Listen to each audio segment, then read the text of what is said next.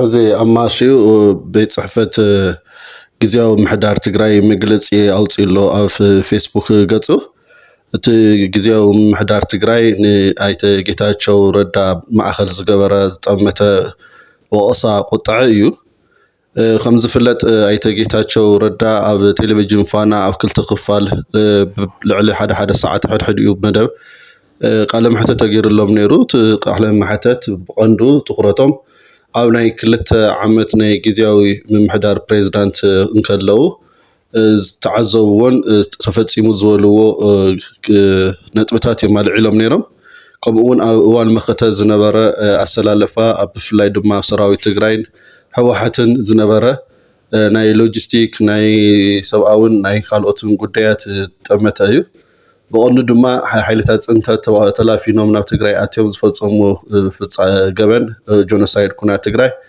ናይ ሻዕብያ ኢድን ናይ ብልጽግና ኢድን ካልኦትን ከፋፊሎም ዝገለጹሉ ኩነታት እዩ ነይሩ እዚ ንክልተ ክፋል ተመሓላለፈ መደብ ናይ ቴሌቪዥን ዓለም ለኸ ትኩረት ስሒቡ ነይሩ እዚ ድሕሪ ዝተወሰነ መዓልታት ብፍላይ ድማ ብጸጥታ ሓይሊ መግለጽ ተዋሂቡ ነይሩ ስዒቡ ህወሓት እውን ህዝባዊ ወያነ ሓርነት ትግራይ መግለጽ ያውፅሉ ስዒቡ ኣሎ ሎማዓንቲ ድማ ጊዜያዊ ምሕዳር ትግራይ ኣማሽው ሓደ ጽሑፍ ኣብ ፌስቡክ ንባብ ኣብቂዑ ኣሎ እዚ ኩነታት እዚ ስዒቡ ድማ ቦርድ መረፃ ኢትዮጵያ ንህወሓት ኣፍልጦ ኸሊኡ ምስራዙ እንተተሓይዙ ህወሓት መግለጽ ኣውፅኢሎ ዝውና ናጸብጸብና ጸኒሕና ኢና ሎማዓንቲ ሒዘልኩም ቀሪበ ዘለኹ ብዛዕባ ጊዜያዊ ምሕዳር ትግራይ ንኣይተ ጌታቸው ረዳ ዝጠመተ መዝሃቦ መግለጽ እዩ ኣይተ ጌታቸው ኣብ ዝሓለፈ ኣብ ናይ መኸተ ይኹን ኣብ ናይ ጊዜያዊ ምሕዳር ትግራይ እንከሎ ፕሬዝዳንት ኣብ ዝነበረሉ ጻኒሒት ማለት እዩ ኣብ ትግራይ ተፈጸሙ ገበናት ወይም ከዓ ክፍተታት ኢሉ ዘቐመጦም ነጥብታት ኣለዉ እቶም ነጥብታት ብፍላይ ድማ ኣብ ህወሓትን ኣብ ሰራዊት ትግራይ ዝጠመተ ከም ዝኾነ ይፍለጥ እዩ ምስ ሓፂነ መፂን ምስ ሙሩኻት ማለት ምስ ሰራዊትን ተተሓሒዙ ከምኡ እውን ናይ ሁማን ትራፊክ እውን ተለዓለ ነገር ነይሩ እዚ ብሓፈሻ ኣብ እዋን ስልጣን ዘመኖም ዝፈልጥዎ ምሽጥር ኣውፂኦም ክሒዶም ዝብል ነጥብታት እዮም ተቐሚጦም ነይሮም ሕዚ ሎማዓንቲ ጊዜያዊ ምሕዳር ትግራይ ኣብ ዘውፅኦ መግለጺ ውሱናት ኣካላት ንምርካብን እቂም ንምውርራድን ተባሂሉ ብሄራዊ ረብሓ ትግራይ ዝጎድእ ምንቅስቓስ ምግባር ሓላፍነት ዝጎደሉ ተግባር እዩ ኢሉ ገሊጽዎ ኣሎ ኣብዚ ዝሓለፈ ሰሙን ነበር ፕሬዝዳንት ጊዜያዊ ምሕዳር ትግራይ ኣይተ ጌታቸው ረዳ ኣብ ቴሌቪዥን ፋና ቀሪቦም ኣብ ዝሃብዎ መግለጺ ተሓታትነትን ልዕልና ሕጊ ንምርጋጽ ዝዓለመ ዘይኮነስ ዝፈረሰ ይፍረስ ዝምስል ብዘስምዕ ታሪኽ ቃልሲ ህዝቢ ትግራይ ብዘጉድፍን መጻኢ ዕድል ትግራይ ኣብ ሓደጋ ብዘእትውን ኣብ ውልቀ ሰባት ጉጅለን ትካልን ዘነጻጸረ መጥቃዕትን ሕነ ምፍዳይን ማእኸል ዝገበረን ፖለቲካዊ አንቅዶ ዝመርሖን ምዃኑ ተዓዚብና ኣለና ኢሉ ኣሎ እቲ መግለጺ ንኣይተ ጌታቸው ናብ ስልጣን ጻንሒቶም ኣይተ ጌታቸው ኣብ ስልጣን ጻንሒቶም ዝተረኣዩ ውድቀታት ሙሉእ ብምሉእ ናብ ካልእ ኣካል ብምስባብ ከሳሲ ኮይኖም ከም ዝቐነይሉ እውን ተራእዩሉ እዚ ዘርኣዮም ተግባር ሓድሽ ወለዶ ናብ መርሕነት መጽኡ ኢሉ ተስፋ ገይሩ ዝደገፎ መንእሰይ ትግራይ እውን ዝሕፍር ተግባር ኣብ ልዕሊ ምዃኑ ፍትሕን ተሓታትነት እውን ናብ ናይ ሚድያ ፕሮፓጋንዳ ዘውረደ ሓላፍነት ዝጎደሎ ተግባር እዩ ክብል ከሲስዎ ኣሎ ካብዚ ብተወሳኺ ኣይተ ጌታቸው ከም ኣብ መወዳእታ ጫፍ ዘሎ መራሒ ብፕሬዝዳንትነቶም ጥራሕ ክውስንሉ ኣብ ኢዶም ካብ ዝኣተዉ ጥቓ ሓደ ዓመት ዝገበረን ንማንም ኮፒ ዘይተገበረልን ብዙሕ ፃዕሪ ዝተገበረሉ ዝተወድአን ናይ ምፅራይ ውፅኢት ብፍላይ ከዓ ዘይሕጋዊ ዝውውር ሰብ ሁማን ትራፊኪንግ ውድእ ሰነድ ኣብ ክንዲ ብእዋኑ ናብ ፍትሕን ተሓታትነትን ምስግጋር ኣብ ማሕበራዊ ሚድያ ገጻት ክዝርጋሕ ገይሮም ኣለዉ ኢሉ ከሲስዎም እዩ እዚ ሓላፍነት ዝጎደሎ ተግባር እዚ ከጥቅዖም ንዝደልዩ ውልቀ ሰባት ጥራሕ ኢላማ ዝገበረ እንተይኮነስ ፍትሕን ተሓታትነትን ንምርጋጽ ዝግበር ምንቅስቓስ ዝጎድእን ኣብ መስርሕ ምፅራይ ተሳትፎ ንዝነበሮም ውልቀ ሰባትን ቤተሰቦምን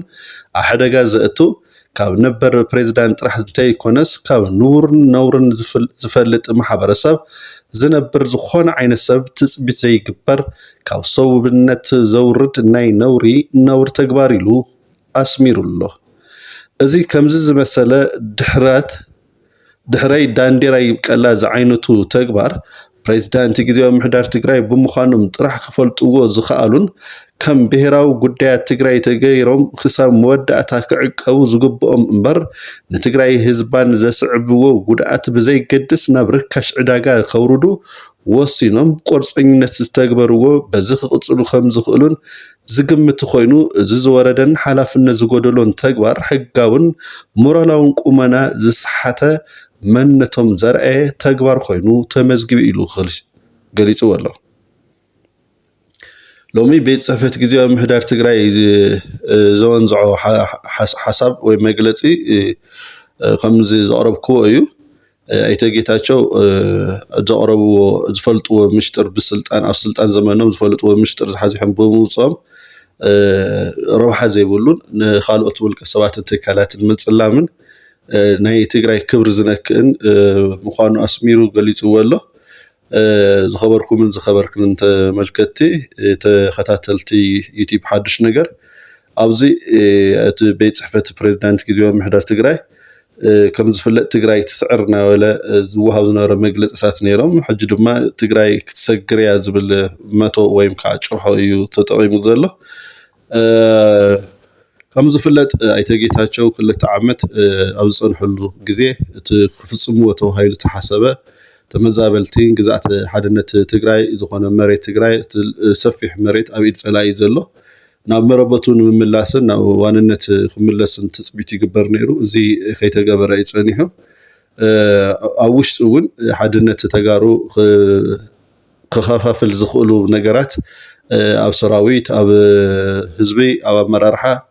ኣብ ሕወሓት ኣብ ካልኦትን ጉዳያት ብዙሕ ፀገማት ተፈጢሮም እዮም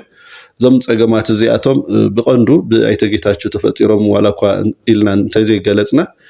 ብሓፈሻ ዝተፈጠረሉ ኩነታት ግን ምፍታሕ ከም ዘይከኣሉን 2 ዓመት ፀኒሖም ክግበር ዝግብኦ ስራሕቲ ሙሉእ ብሙሉእ ወይ ከዓ ብኣብዝሓ እውን ከይፈፀሙ ከም ዝወረዱ ይፍለጥ እዩ ዝሓለፈ ድሕሪኦም ድማ ፕሬዝዳንት ጊዜያዊ ምሕዳር ትግራይ ኮይኖም ናብ ሹመት ዝመፁ ፕሬዝዳንት ሌተናል ጀነራል ታደሰ ወረደ ምዃኑ ይፍለጥ እዩ ሽሞቶም ካብ ዝቕበሉ ልዕሊ ሓደ ወርሒ ገይሮም ኣሎ ናይ ኩሎም ኣብያተ ዕዮታት ናይ 100 መዓልቲ ትልሚ ሓንፂፆም ይንቀሳቐሱ ከም ዘሎ እዩ ዝግለጽ ዘሎ ክሳብ ሕዚ ግን ኣብ ናይ ተመዛበልቲ ኩነታት እውን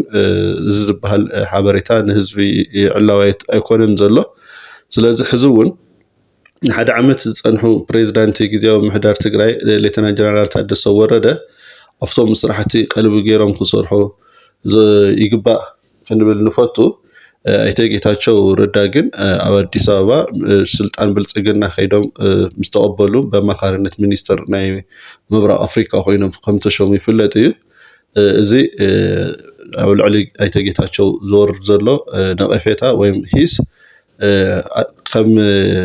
ጅምላስቲክ ምክርባት ምግልባጥ ዘርእይዎ ኩነታት እናተቸቶም ዝርከብ ዘሎ